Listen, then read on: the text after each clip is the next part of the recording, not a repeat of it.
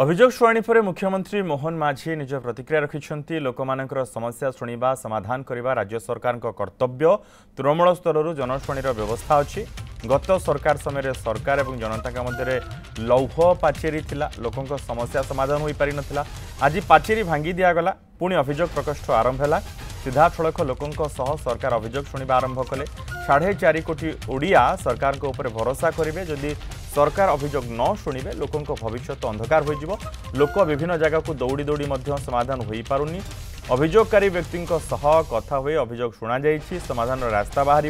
सामाजिक न्याय पाइबार अभियोग प्रकोष्ठर गुरुत्व रहुछि सबु विभाग अधिकारी और जिलापाल को निर्देश देछि सबुठी अभियोग शुणाणी चली मुख्यमंत्री सबु सोमवार एक कार्यक्रम हेब गोटे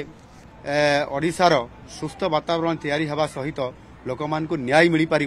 आथिपाई ये निरंतर भाव प्रति सोमवार को सोमवार या आहुरी सुंदर भाव एवं यथा समय सारे लोक मानकर ये काम को त्वरान्वित करने आहुरी सुंदर भाव केमती स्मार्ट भाव से योजना कराऊँगी मु आशा करी मोर सारा ओडिशार 4 कोटी लोकंकर पाखरे मोर अपील अच्छी एवं मुझे निवेदन करुच्ची सेमाने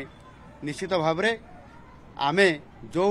गाइडलाइन दौचु जो नीति नियम दौचु से अनुसार से आसतु जिले में भेटंतु जिले में भेटिले जिले लोकंकर गुहारी जदि से निजे निजे एरिया करेंगे ताले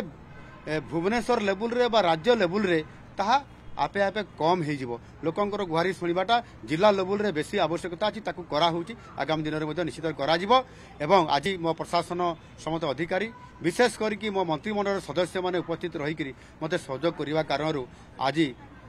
प्राय वर्तमान सुधा